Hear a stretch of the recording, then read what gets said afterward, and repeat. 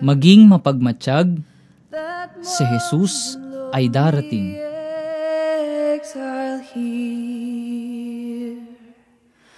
Until the Son of God appear. Sa unang linggo sa panahon ng Adbyento, muli nating maririnig sa Ebanghelyo ang paggamit ni Jesus ng mga pananalitang nakakatakot. Mga pangyayari kapag dumating na ang paghahari ng Diyos. Magkakaroon ng mga tanda mula sa araw, sa buwan at sa bituin. Mayayanig ang mundo. Mawawala ang mga planeta. Ang dagat uugong at magkakaroon ng daluyong at marami pang iba. Marami ang mamamatay at magdudulot ito ng takot at kawalan ng pag-asa.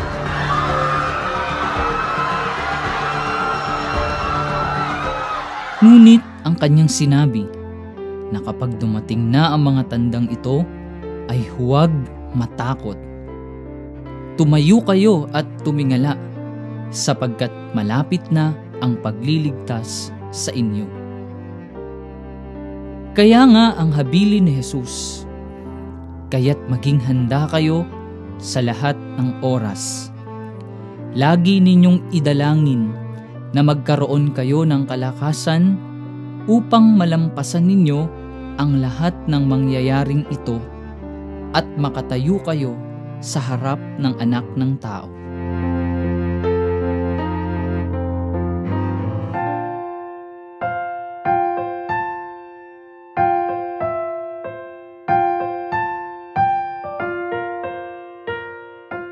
Ito ang nais ituro sa atin ni Jesus. Maging handa at gising sa kanyang pagdating. Sa madaling salita, ay maging mapagmatsyag tayo. Sa tulong ng ating inang simbahan, sa pamamagitan ng katisismo para sa Pilipinong Katoliko, binibigyan tayo ng mga sangkap para sa proseso ng pagbabagong buhay na makatutulong sa ating paghahanda sa pagdating ni Jesus ngayong panahon ng Adbyento. Ito ay kinapapalooban ng mga sumusunod. Una ay ang mga paraang sakramental. Simula sa binyag kung saan nililinis ang ating mga kasalanan, orihinal man at personal na kasalanan. Sa sakramentong ito, nagkakaroon tayo ng bagong pagkatao.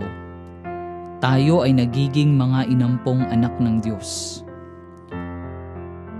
Sa kumpisal, kapag binibigyang diin ang pangangailangang aminin ang ating pagkakasala at humingi ng kapatawaran, o sakramento ng pagbabalik loob, kapag nakatuon sa proseso ng pagbabalik loob ng pagsisisi, paghingi ng tawad at pagbabayad puri, at sakramento ng pakikipagkasundo.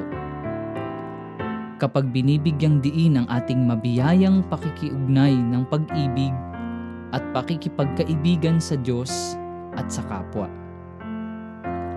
Ang isa pa ay ang maalab na pakikiisa sa pagdiriwang ng Eukaristiya, isang pagkakataon na nakikiisa tayo sa pagdiriwang kasama ang komunidad ng mga mananampalataya. At ikalawa, ang mga paraang di sakramental, tulad ng panalangin, kawanggawa, pag-aayuno, mga pagdiriwang ng pagsisisi, at higit sa lahat, ang ating araw-araw na pagsasakripisyo, paglilingkod na may pagmamahal, kagandahang loob, awa at kapatawaran.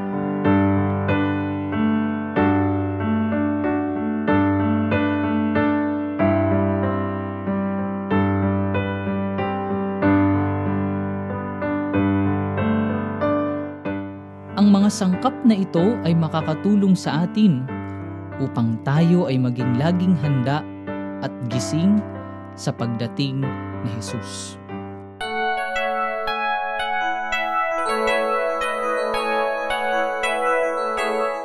Paano ba tayo magiging mapagmatsyag at laging handa sa lahat ng oras? Magbagong buhay habang may pagkakataon. Narito ang ilang iba't ibang uri ng pagbabagong buhay na ibinibigay sa atin ng Iglesia Katolika mula sa Katisismo para sa mga Pilipinong Katoliko. Una, moral na pagbabagong buhay. Ito ay tumutukoy sa pagtalikod sa kasalanan tungo sa tunay na pag-ibig. Ikalawa, pandamang pagbabagong buhay. Pagsasaayos ng imahinasyon, kutob, at damdamin tungo sa kabutihan. Ikatlo, pangkaisipang pagbabagong buhay. Paggabay ng ating kamalayan at pagpapasya sa bagong landas. Ang lahat ng ito ay tungo sa ika-4, pangrelihiyong pagbabagong buhay, ang umibig sa Diyos.